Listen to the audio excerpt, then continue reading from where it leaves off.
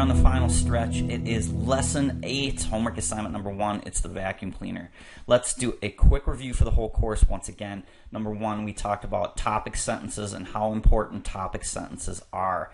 Topic sentence will be the big picture for the paragraph, and therefore it's important for us to understand that when we go into the details are going to have to support that topic sentence. We talked about topic sentence being a personal opinion, and if it is a personal opinion from the author must prove that that is true by giving you fun facts. What we call fun facts in below area is called the details. That's how you write a paragraph. Number 2, remember we talked about the Scooby-Doo technique. The Scooby-Doo technique basically says they're going to reword the vocabulary from the topic sentence into the details, and the details into the topic sentence and the conclusion. Scooby-Doo says don't get lost with the details. Basically review your topic sentence to make sure that you're constantly checking back and saying to yourself, how do those details support what they just said earlier? What does that mean? Why is the author giving me this information? What does that have to do with this central topic?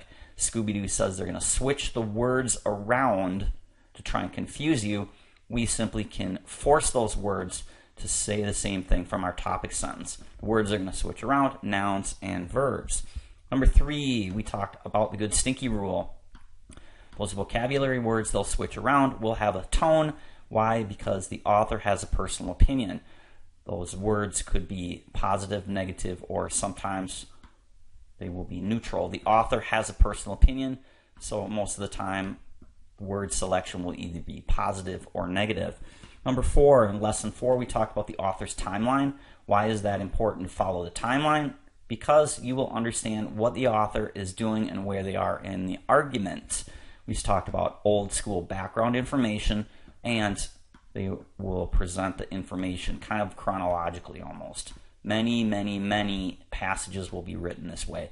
They'll give you background information on the subject and then progressively move. Here's where it started, here's where we originated from, here it was in 1970, here's in 80, and here's in 2000. Potentially they could move forward in the timeline to find future stuff as well. Lesson number 5, we quickly went over cultural coding. Cultural coding says this, basically in a nutshell. Hey, you have learned stuff throughout your life, so let's go ahead and take that information and make the passage more interesting by trying to apply all of this stuff to what you already know. For example, curiosities, the earliest museums. Have you ever been to a museum? Yes, you have. So in a museum, you see cool stuff that's old, that's valuable, that's kind of unusual. Bam, now you're more interested in what's going on here. Are you on track? Well, here it says cabinets of curiosities, various things assembled by people of interesting background. Well, of course. Why? Because you've been to a museum before. Cultural coding says make the passage interesting by bringing information that you've learned elsewhere and apply it to the topic, so you kind of have a background as far as where they're going with this. Lesson number 6, we went on and we talked about structural clues. Structural clues in a nutshell are basically just road signs. They tell you where you are. It's like a street sign. Hey, okay, here is a word, and this word is going to tell you that it's a structural clue that means opposite. For example, like the word however. If you see the word however, simply just put a circle around it and realize that the sentence before and after are going to have to flip.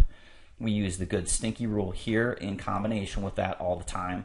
So for example, if you label that first part of the sentence positive, you see that structural clue, however, we circle it. We know for a fact they're going to have to switch because however is going to flip-flop. We call those words structural clues, flag flip-floppers, but yet, however, and although. We're going to flip from positive to negative.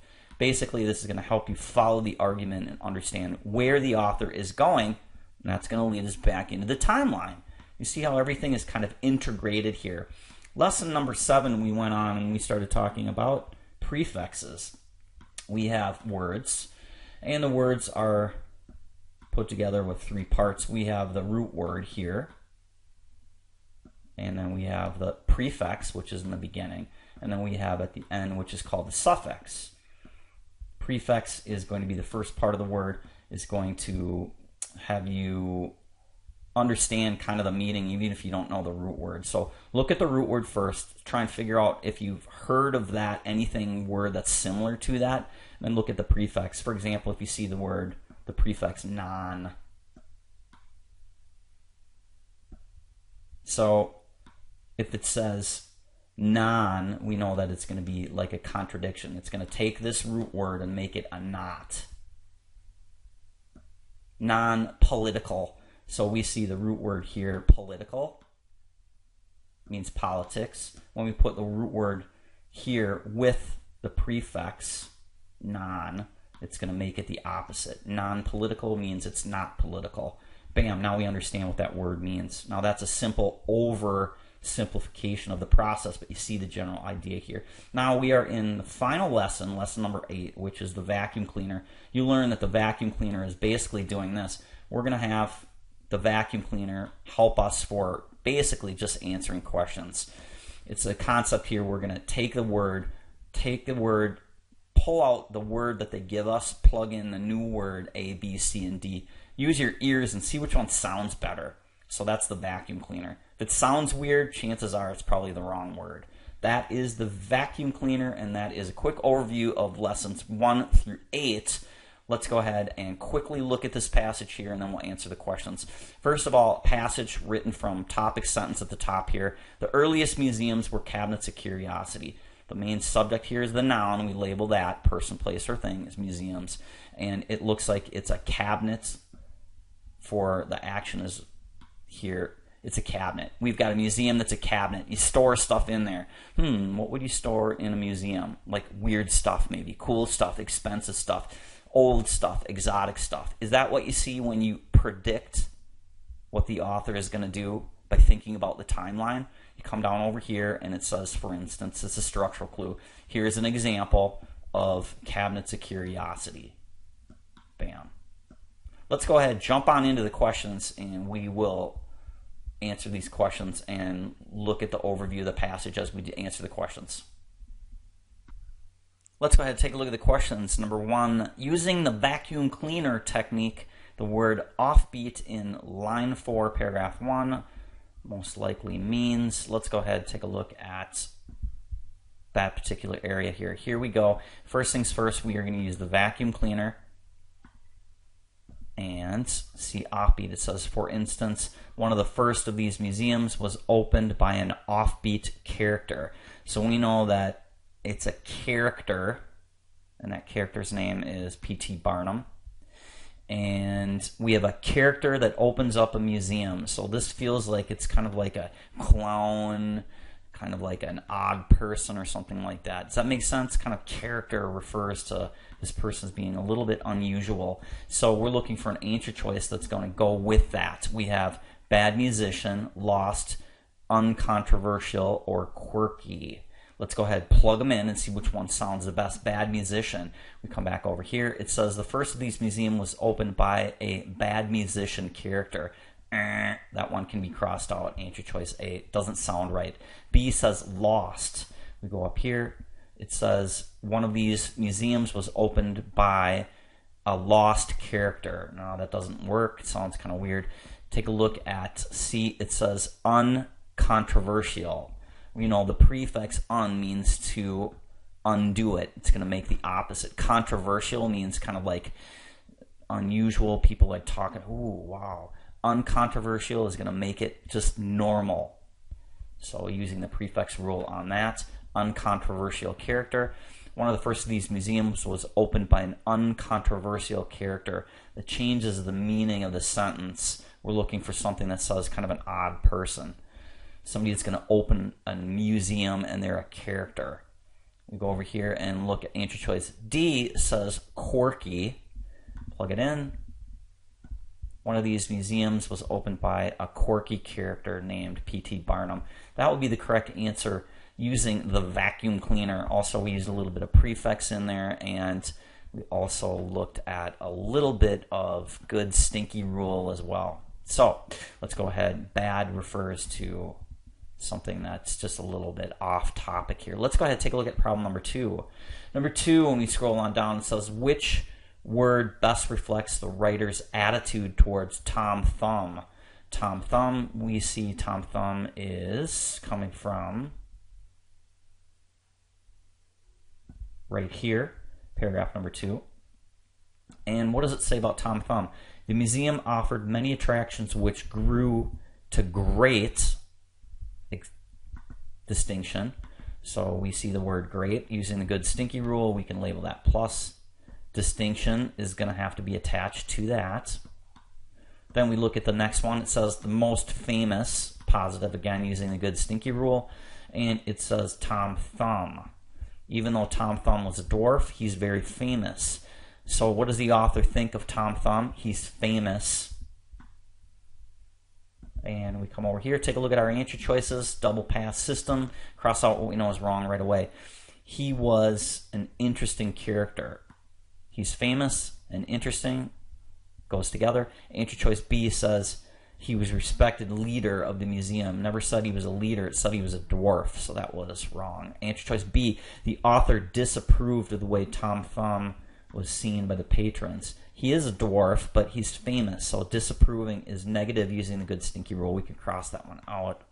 And now it says D, Tom Thumb was small. Tom Thumb was indeed small, but that doesn't really go in cahoots with what we said about being famous. The better answer choice here is being famous and interesting are really Scooby-Doo's off of each other. They say the same thing. They're going to use different words. Combination here on this one, we're going to use good Stinky rule along with Scooby-Doo. 2 is going to be A. Did I say Scooby-Doo? Problem number 3. The Scooby-Doo technique, what is another word for cabinets on line number 1? Come over here and think about that. Here is cabinets. It says the earliest museums were really cabinets of curiosity. So it looks like they contained a cabinet, and containing. Cabinet, another word for that might be, a dresser. It might be a storage locker. Another word might be like a trunk. Something like that that's going to say place to keep stuff. Come over here, and the Scooby-Doo for that one would be anything suggesting a place to keep. Cabinet is a place to keep stuff. Trunk, cabinet, closet, so forth. Problem number 4. Problem 4, it says, from this paragraph, you can conclude. Well, if you look over here, we'll take a look at the whole passage here. First things first, we come over here and we see the topic sentence. The way the structure of this passage is this. We have our topic sentence. The main noun we said earlier was museums. And there's cabinets of curiosity. You're going to keep stuff in the cabinet that's kind of unusual. It might be expensive. It might be old. It might be unusual. And it says, how do we know that it is kind of cool? Because it says interesting background. These people that have these museums of cabinets of curiosity come from an interesting background. Here is a structural clue that says, for instance, and it gives you an example of a cabinet of curiosity held by an interesting person. That interesting person here is P.T. Barnum. How do we know he's interesting? Because it says an offbeat character. They say the same thing, they use different words. Barnum launched his museum in New York where places could see cool stuff, and yet it was kind of unusual entertainment. Unusual goes back to curiosity, cabinets of curiosity, because things that are unusual are curious. You see, we're using Scooby-Doo on this. We continue down over here. We keep talking about the same thing all the way through museums. We go to the next paragraph, American Museum. We funnel down into, out of all the museums, we keep talking about the same one, Scooby-Doo style. We go into the next paragraph. We saw here cabinets of curiosity are museums to keep weird stuff in there. Talks about this specific one being burned down. Over here it says he opened up another one, another museum. And then at the very bottom, the conclusion, we talk about Barnum going into politics and the circus. And then it says the conclusion, very popular attraction. Let's go ahead and see if we can find some conclusion for here that's going to make sense. Process elimination double pass system. Number 1, A, it says Barnum was from New York. Nope. It says that the museum opened in New York, but you can't assume or conclude that Barnum was from New York. Answer choice B, Barnum was an interesting person. Yes, because that comes from our topic sentence. Remember, our topic sentence is basically going to be reworded off of the conclusion, and the conclusion will be reworded off of each other. Cabinets of curiosity held by people of interest. Put a dot by that one. C, the museum burned down from a customer's cigarette. You can't really conclude off of that. That's under an assumption that's not founded. Answer choice D, the museum had an expensive entrance fee. You can't really assume that because it never says anything about that. Why is B the better answer choice? We're looking for a conclusion. As we said earlier, conclusions and topic sentence will say the same thing. Earliest museums were cabinets of curiosity. They contained objects from people of interesting background. There you have it right there. Let's go ahead and take a look at the next problem. Problem number 5 in paragraph 3, line 6. The word advanced has a prefix AD. What does AD suggest? Give a loose definition of AD. First things first, we'll break this down. We have the word advanced. Add means to add to it, and vance. Vance means like doing something, and then add, we're going to do more to it. So you're going to advance. You're going to do something, and then you're going to add to it. You come over here. Let's go ahead and take a look at paragraph 3, line number 6. Here it is here. It says, it was after this time that Barnum advanced on to politics. Barnum opened museums, and then from museums went on to politics and the circus industry. So AD suggests adding on to it. So a loose definition of AD means to like add, addition. On to number 6. Number 6, using the concept of cultural coding. What else would you expect to see if you went to this type of a museum? What other attractions? Put it correctly into the author's timeline where it would most logically be placed. All right, so let's go ahead and take a look at this one. Some other things that you might find at a weird museum. You can kind of get a flavor. This is kind of like a museum, but it's almost like a Ripley's Believe It or Not circus kind of a. They said they had freak shows. Maybe in this museum they had those wacky mirrors at the fun house at the state fair. Have you ever seen those where you look in there and it makes you look either really tall or really short? They might have an attraction like the tallest man in the world. They might have like a fortune teller in there. Some other attractions might be the fat lady in the circus. They might have some weird things like a two-headed horse or something like that. It's a coincidence here we're talking about this particular passage because I actually attended Ripley's Believe It or Not museum 2 nights ago and saw like all this stuff here, but I wrote this passage last week. It's kind of funny. My girlfriend wanted to go see this, so in the city that I'm in currently, there is a Ripley's Believe It or Not in Asia here. It's kind of a cool place. So we're going to put that in the timeline. The timeline, let's pick one. How about we're going to take the tallest man in the world. Where would we put that in the author's timeline? Probably is going to go here with Tom Thumb. Other attractions would go somewhere down in here. Paragraph number 2. Author's timeline and cultural coding, some other things. What did you think of? Did you think of anything different than I suggested here? And would you put it in the timeline in a different place? On to number 7. Number 7 talks about structural clues. We have 5 of them. Let's go ahead and find them. Scroll on up to the passage here and see if we can find those 5 structural clues. We scan over here. Number 1, we see the word for instance. We scroll on down and let's look for number 2, yet. Once again, for instance is an example. So they're going to say something, they're going to give you an example of that. Yet is a structural clue that's going to be a flip-flopper. So this sentence and this sentence are going to be opposite. And you can see that here. Wholesome entertainment, but yet unusual. It's a little weird. Wholesome is like not weird. So let's look for number 3, structural clue. We come on down into the second paragraph. And we continue on into the third paragraph, and we see, however, here is a flag flip-flopper. It says that this sentence and this sentence are going to be opposite. Here we have animals jumping to safety because of the fire, and then they get shot by police officers, so that's really not very safe. That's opposite.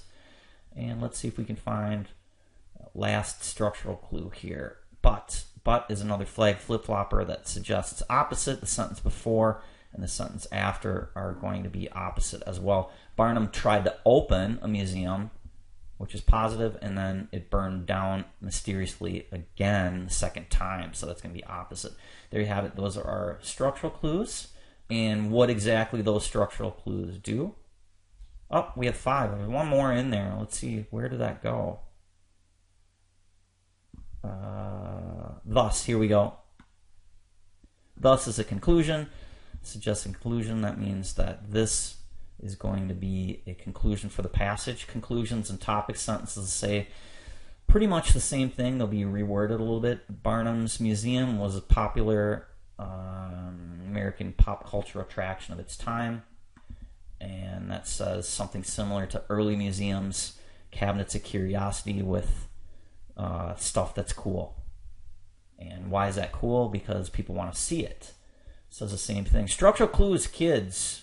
Problem number 7. Let's move on to 8. In this paragraph, the word distinction, paragraph 2, line number 4, what does it mean? Let's go ahead and find it. And we'll use a couple things here to... Here is our word. And let's go ahead and do some stuff here. We'll read the sentence. We'll read the sentence before. We'll read the sentence after. So the museum offered many attractions which grew to great distinction. So the words, first of all, surrounding distinction. This word is positive, so we know that this is going to be positive as well. Great distinction. The sentence after it says most famous. That's positive as well. So we know distinction is going to have to say something about positive. And up here it says 38 million customers visited the museum. So that's positive. We know the answer we're looking for is going to be positive, and it's going to say something relatively close to famous and popular. Let's go ahead and take a look at our answer choices. When you scroll on down, we're looking for a positive answer choice. Double pass system, cross out what you know is wrong. A, renowned. B, fame, recognition, and infamous, or infamy. Infamous is like well-known, but well-known for a bad reason. Infamous, if you don't sure what that definition is, does it feel like it sounds like it's a bad word? Infamous never really says anything like that. Recognition, fame, or renown. We got rid of one of them. Now let's go ahead and plug in using the vacuum cleaner. Renowned, the word distinction. Renown and fame. Let's start with those two. The museum offered many attractions that grew to great renown. That doesn't sound right. We can go ahead. Vacuum cleaner, cross out answer choice A. Fame. Plug it in. The museum offered many attractions which grew to great fame. It sounds a little like rugged. It doesn't sound like it flows quite right. Let's go ahead and take a look at C, recognition. The museum offered many attractions which grew to great recognition. That one sounds the best because it flows. It sounds nice to my ears. That's going to be the correct answer using the vacuum cleaner technique. See what we're doing as we go progressively deeper and deeper into the program. We're going to start using different tools. Scooby-Doo style, good stinky rule, vacuum cleaner, and so forth to kind of answer the question. A, B, and C kind of all say the same thing. Which one sounds the best? C, using the vacuum cleaner. Let's take a look at problem number 9. Number 9, good stinky rule. We're going to look for 2 words in the passage that have some type of a flavor, positive or negative. Let's go ahead and do a quick overview of the whole passage here and look for words. Curiosities, I feel like that's a positive word. Put a plus on that one. Various assembled by people of interesting, that's a positive word. Background, first of these museums opened. When you open something, that's positive. Offbeat character, I feel like that might be a little on the negative side. Launch, that's positive.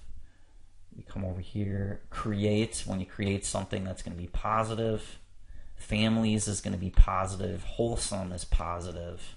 Affordable is positive. Unusual, negative. Why do we know that's going to work? Yet. Structure clue, flip-flopper. Entertainment is positive. Success, positive. Entice, positive. Audience, you have an audience, it's positive. Oddities feels negative. Attraction, positive. Zoo, museum, freak show, negative. Zoo, positive. Central would be positive. Development, positive. Peak, positive. Come over here. Attractions, famous, great. By now you get the hang of what we're doing here. You see that there's many words. Right away in paragraph number 1, you see it's mostly positive, so you know that this is going to be a positive tone from the author. Pretty straightforward. When they ask you questions about this passage, you know the answer, chances are going to be pretty good, that it's going to be positive. But keep in mind that you have to look at the specific area they're referring to. Good stinky rule, kids. Let's move on to the next question. Problem number 10, the main idea of this paragraph or passage. You come over here. Basically, we're going to have to talk about museums and how they contain cool stuff. And we'll funnel down into more specific, the American Museum from P.T. Barnum, how it's got cool, odd, unusual stuff in there. Let's go ahead and take a look at answer choices. Right away, we've learned that the answer choice that's going to be the better answer choice is going to be the one that's going to be the most general about what we talked about. It's got to talk about museums that contain cool stuff, and P.T. Barnum is the guy that opened the American Museum. A says P.T. Barnum was an interesting man. Doesn't say anything about museums, so that is going to be what we've learned earlier as too narrow answer choice. B says cabinets of curiosity. It doesn't say anything about museums. It doesn't say anything about P.T. Barnum. It doesn't say anything about the American Museum, so that is going to be wrong. Answer choice C, odd collections and attractions of Barnum. Odd collection is the museum, Scooby-Doo style, and it does talk about attractions of Barnum. So put a dot by that one. And D says museums in New York. Doesn't say anything about P.T. Barnum, so that's going to be too general. C is the better answer choice. Cross out stuff that would be too broad, which was D, and too narrow, which is answer choice A. Let's move on and take a look at problem number 11. 11 asks you about the timeline concept here. Timeline concept, once again, we have learned a gazillion times over and over. It's a continuum. They'll give you background information and progress into the future. You come over here. As usual, they introduce the topic. The topic is museums, and it talks about the earliest one, and then it gives you the earliest one here, 1842. Then from here, we progress into the timeline and go all the way up, background information about the museum, and then it goes into 1865. So we're progressing here. And then we have 1865, it burned down, and then you can assume later, 1868, he tried to advance and make another museum that burned down, and then from there, after 1868, went into the circus industry and politics. So that is our timeline. Pretty straightforward. Once you see that we're going to get early here, you can assume where is the author going to go. They're going to give you more and more towards closer and closer towards present information. Let's go ahead and take a look at the next problem, which is problem 12. It's our last problem. Vacuum cleaner, once again, kids, it's curiosities from paragraph number 1. What is a vacuum cleaner for curiosities? Let's go ahead and take some words here. The earliest museums were really cabinets of curiosities. Plug in our answers and see which one sounds the best using your ears. Earliest museums were really cabinets of old things. Early museums were really cabinets of weird stuff. That works. Early museums were really cabinets of collectibles, maybe. Early museums were really cabinets of oddities. That one works. Collectibles, true, but in this particular passage that will not work because it says interesting people, and then it talks about Barnum, and it talks about the dwarf. So I feel like it's not just collectibles, it's kind of odd stuff. We can cross that one out. Which one sounds better? Weird stuff or oddities? Now let's go back and look at the phraseology and the language they use. Early museums were really cabinets of weird stuff, or early museums were really cabinets of oddities. Is it weird or is it odd? Now on a continuum, which one, using the good Stinky rule, would be more positive? Here we are in the middle, which is neutral. Odd would be maybe here, and weird I feel like is like a little bit down the road more. It's a museum. Do you want to have like super weird stuff, or would you have odd stuff? Well, old things are odd, but old things are really not weird. So you see what we just did? We just kind of did timeline along with good Stinky rule on that, and you can see the better the answer choices for this particular problem is going to be D, odd stuff. That's it for homework assignment number 1, lesson 8. You see, as we progress through each lesson, we're bringing in the previous lesson and using some of the techniques as we go through here. We have one more homework assignment left. It's homework assignment number 2. We will see you in the next video, kids. Bye for now.